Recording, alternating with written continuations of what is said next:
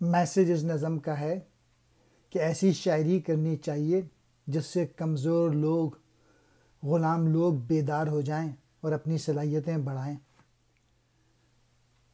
مشرق کے نیستاں میں ہے محتاج نفس نے، شاعر تیرے سینے میں نفس ہے کہ نہیں ہے؟ تاثیر غلامی سے خودی جس کی ہوئی نرم، اچھی نہیں اس قوم کے حق میں اجمی لے۔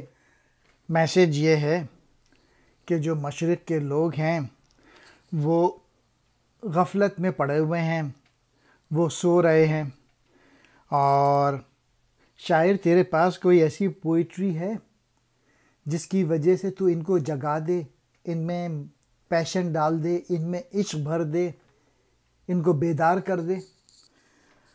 پاکستان کے جنگل میں بانسری کسی پھونک کی محتاج ہے؟ اے شاعر بتا تیرے سینے میں ایسی سانس ہے کہ نہیں جو اس بانسری کو بجا سکے؟ اور جو قوم کمزور ہو جاتی ہے، غلام ہو جاتی ہے، اس کے لیے اجمی لے صحیح نہیں ہے، اس کو دوبارہ وہی عربی لے، وہی اسلامی بلیفز پڑھنے ہوں گے جو کہ قرآن میں موجود ہیں۔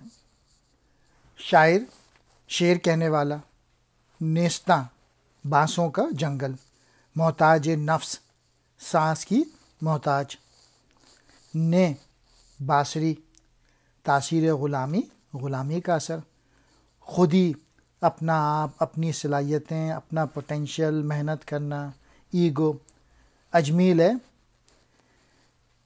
یہاں مراد ہے ایران کی شاعری، یعنی فارسی روایتی شاعری۔